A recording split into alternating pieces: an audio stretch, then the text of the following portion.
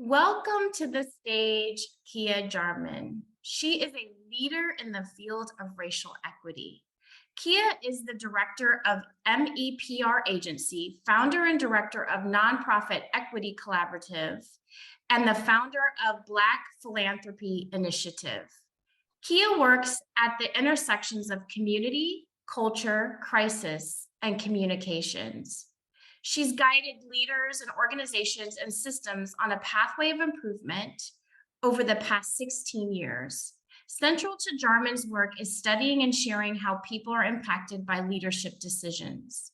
In her everyday role, Kia wears many hats. She leads boutique communications and community engagement consultancy, the MEPR agency. She is also founder and visionary of the Nonprofit Equity Collaborative, and she serves as a philanthropic advisor of Give Back to the first effort from the Black Philanthropy Initiative in Middle Tennessee.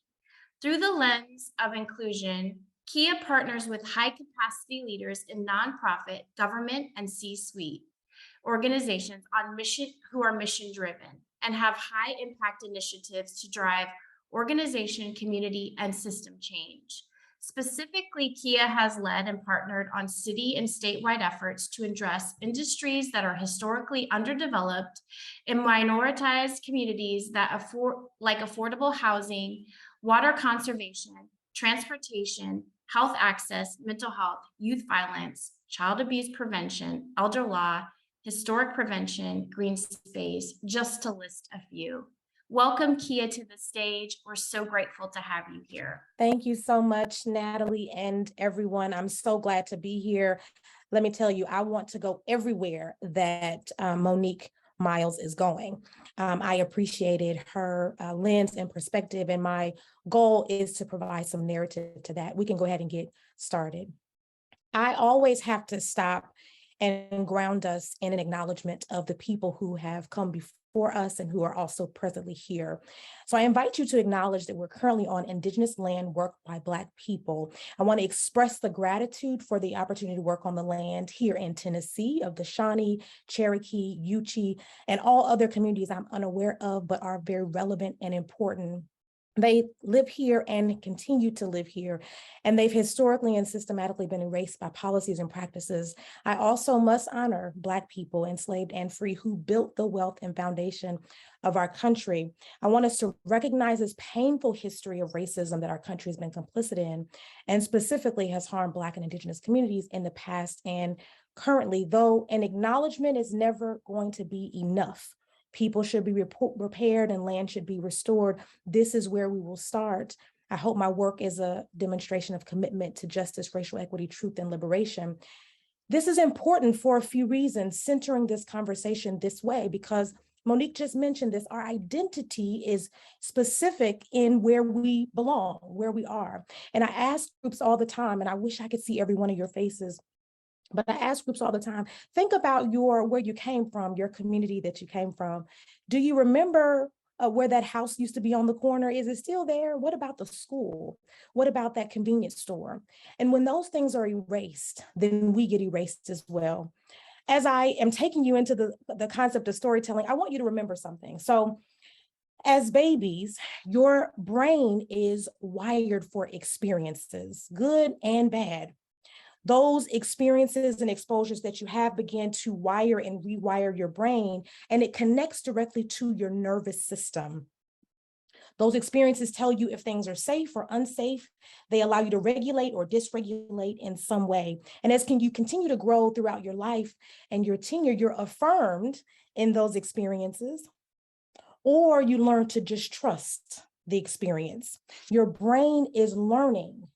It is becoming smarter so that it can patternize itself so that you can survive in the world. I want you to think about it like a house. If the house is placed on solid ground, good wiring, good electricity, and good electricity means when I flip the switch, the light comes on. When I open the refrigerator, everything is cold, or the freezer, everything is frozen. When I cut on the stove, it fires up and it's ready to heat my food. All of that gives us good experience. I know that that's working well, but what happens when there's a misfiring? Your electricity doesn't work quite right. There's a light flickering every few minutes, or inopportune times. Your stove doesn't work. When you go to that refrigerator, you open it up and all your food is spoiled. So what happens when you have that misfiring? When you leave your home and you go to a friend's home and they happen to walk out of the room right before you and they flick that light off, what happens is you're now triggered because you think every experience is going to be a misfiring.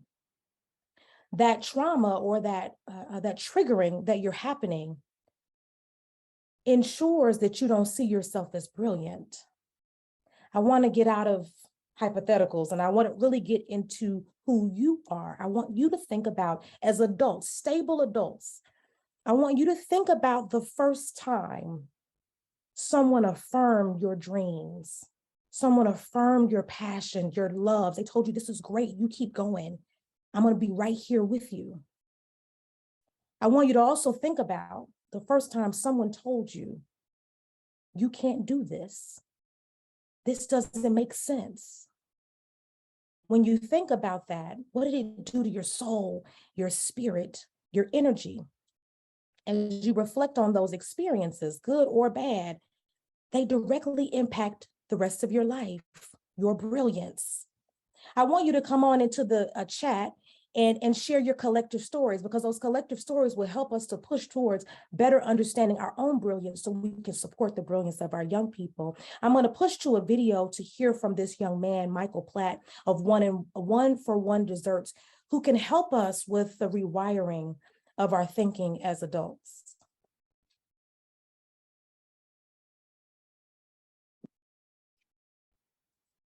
Believe with all my heart is that people who are small can solve big problems. One group that I specifically think can make the biggest change is kids. People underestimate the power of kids in general. They certainly underestimate our power to do something about big problems. We can do a lot, even though it seems at times that we only want to do nothing in particular. I admit that kids give adults the idea when we say things like, all I want to do is play video games, I'd rather sit in my room on my phone, school is trash, and other foul is fair and fair is foul nonsense. But the world would be a 100% better place if kids were involved in the important things. I mean, we're the ones being affected by it the most. Take gun control laws in relation to school safety, for example. It's the kids who are getting killed, and we should have a say in these decisions because we're the ones who are being affected by it. Adults think that kids don't have anything meaningful to contribute. Kids think that there are no opportunities for them to contribute anything meaningful. Don't let anyone look down on you because you are young, but set an example in your speech, life, love, faith, and purity.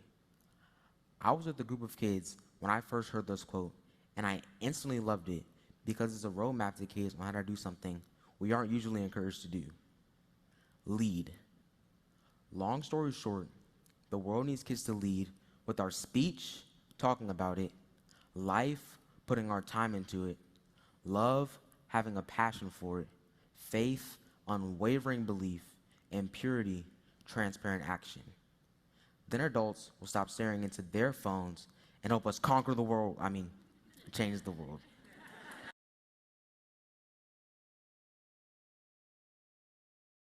I'm so grateful for that video. I think it sets us up really well to be thinking about. Let's go ahead and go to the next slide if we can get back to the PowerPoint. A lot of times, push us on forward, keep going. A lot of times, and adults spend a lot of time focused on solutions. I'm so grateful that we spend a lot of time grounding ourselves in the data and the narrative.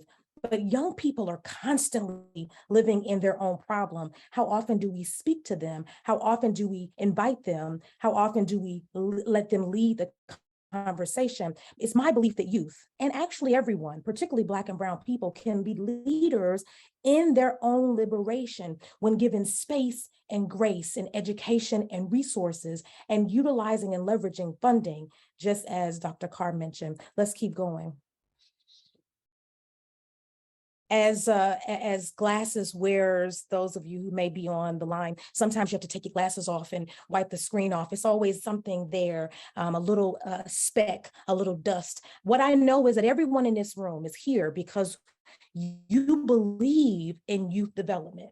I'm very clear about that. What I want to make sure of is that we don't just believe in youth development. We don't just believe that we are to fix youth, but that we believe that youth have the opportunity to journey alongside of us in supporting and fixing a system that was designed to do exactly what it's been doing. It is by design that all of us have jobs to sit here and talk about how important this conversation is. It is by design that we keep having this same conversation. When I go back and look at historical perspective, this is not a new conversation. This is just a new day. And so I want you to adjust your vision. Here's some ways in which you can do that. Let's keep pushing. I want you to see young people as experts. Everyone on this line, I heard this mentioned a couple times, to the experts, those of us speaking, we're the experts. But at what point do we see young people as experts? Is it because I have a title? Is it because I have a job? Is it because I drive a certain car? Is it because I have a certain degree? When do I see young people, people who have lived experience in areas I don't have? When do I see them as experts? You know what I've become an expert in is hiring the young people who have lived experience, because they have what I never can, which is proximity to the information. When do we see them as people who are not just recipients of our charity, but as colleagues that once we develop and give tools, then now they have what they need? We think about this with entry-level employees. Why don't we think about this with youth who, quite honestly, though 16 to 18 is not, 18 to 24 are technically considered adults, could go to adult a carceral system and could do adult time, but we don't consider them adults in the decision-making. Let's keep pushing. I want us to begin to see youth as researchers. Youth can help us to get language. One of the things that I teach on all the time is diversity, equity, inclusion, justice, liberation, all these words, but what do they mean? When we have young people with proximal leadership, they give us language. See, otherwise we weaponize the data and the narrative. Meaning we case study them, we use them, we push their information out, but we never let them be the creator, the designer, the developer of their own information. The best research I've ever had and best researchers are people with lived experience. They have the information at their fingertips. All they need is the space. When I work in psychological safety, I use the tenets of leader factor. There are 4 of them. It is about inclusion safety. Do I feel like I'm welcome and belong and I can be safe in this space? Can I contribute in some way? That means when I share something, people say it is knowledgeable. Can I learn, learner safety? Can I come in and ask a question and no one says that's horrible, that's terrible, you should know better? And challenger safety, can I push back? When we use those tenets of psychological safety, we can then see that young people are important to the contribution of the work that we're doing. How dare we do work on their behalf and not allow their inquiry, not allow their excitement, not allow their empowerment to be a part of that conversation? We can keep going. One of the things that you'll hear all the time in conversation with me is about youth as dreamers. It is my belief that youth need to be able to dream. There's a quote by Dr. Julie Connor that says, "Goals without a dream are like arrows without a target." And I believe that so much. I want you to go back to the opening question when I asked you about being a young person and what happened when someone squished your dream, your love, your passion, your desire. What happened in that particular moment? You lost a little bit of yourself, a little bit of your ability to dream, to get excited about things. And when you cannot dream, you cannot do. When you cannot do, you cannot learn. And when you cannot learn, you cannot discover. There's just this cycle of inability when we don't see young people as dreamers. I was pulling up this research here by Harvard students.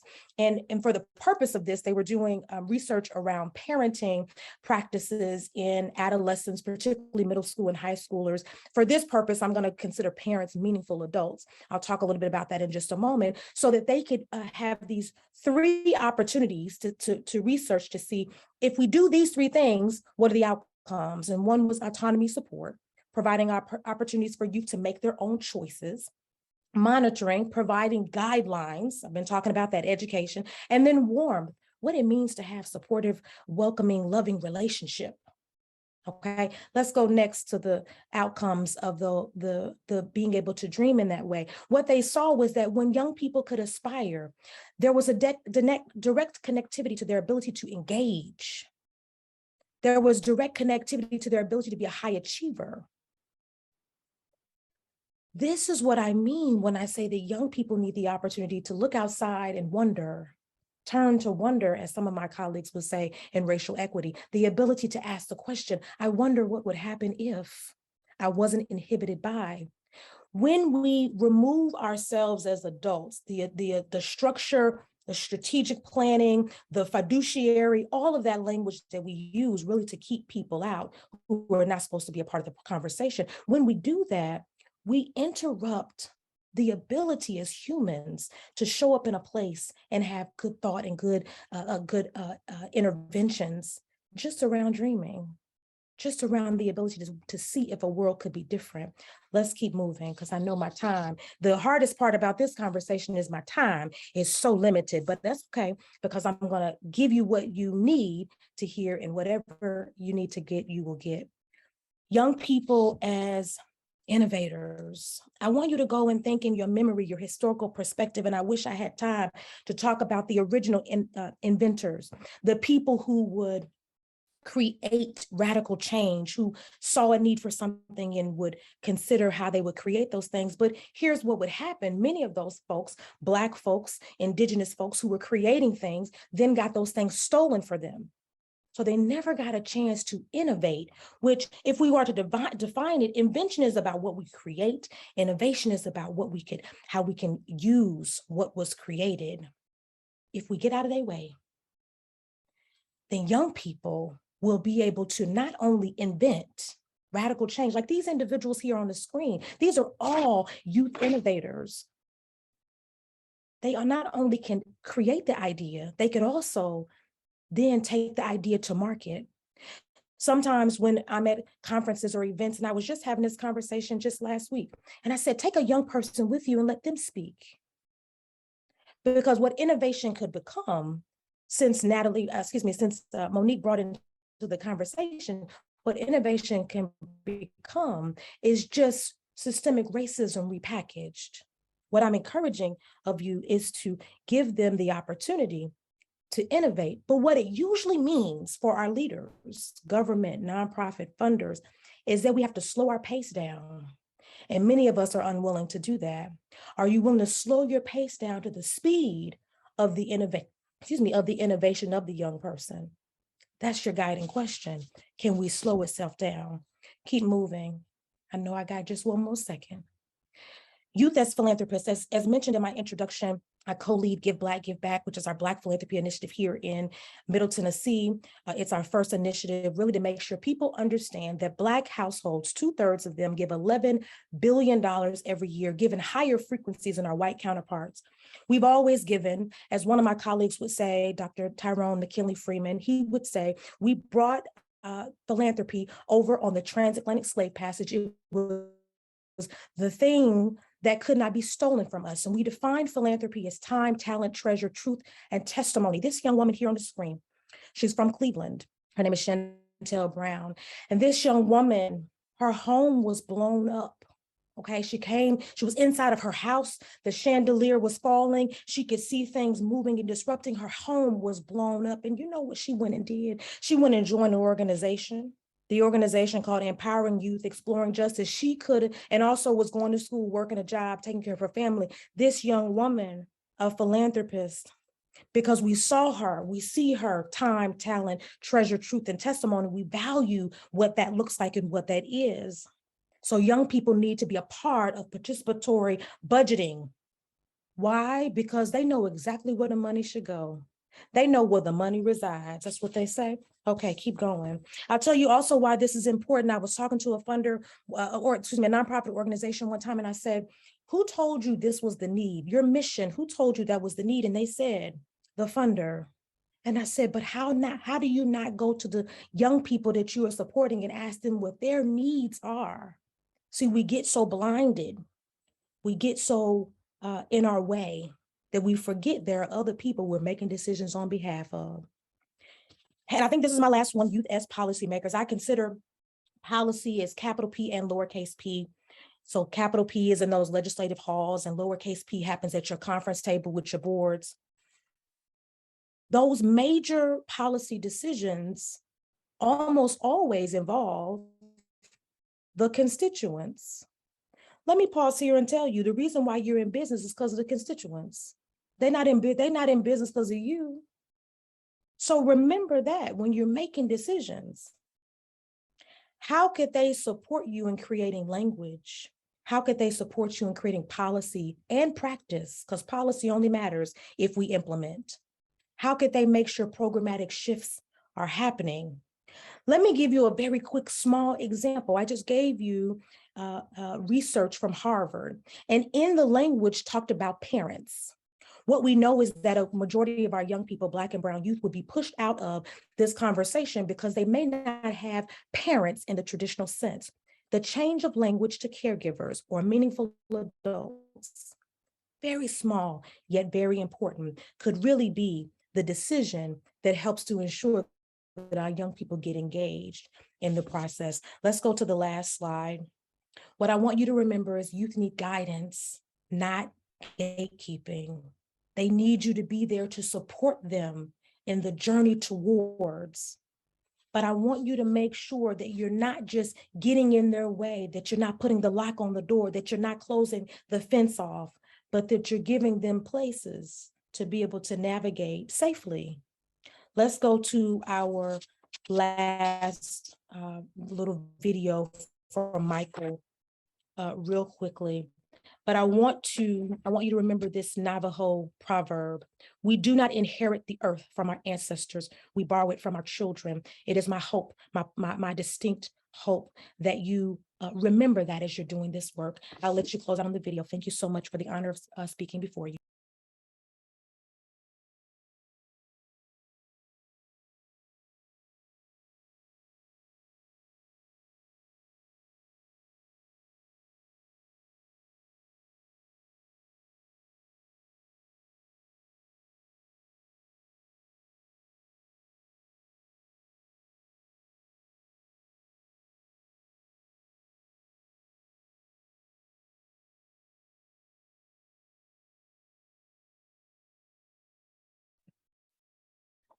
All right, we're having some sharing issues, but Kia's That's okay, Amy. We can go on. We don't have to. I think I closed it in a good place, so we can go on and we can share the video later. It's the end of that video for Michael. excellent. Thank you, Kia. Well, I'm gonna hand it back over to Natalie. Great conversation happening over in the chat. So keep that up. And excited to see us moving forward. So Natalie, I'll hand it back over to you. Thank you, Kia. Thank you for centering us in the power of youth as experts and the opportunity that we have to support their dreams.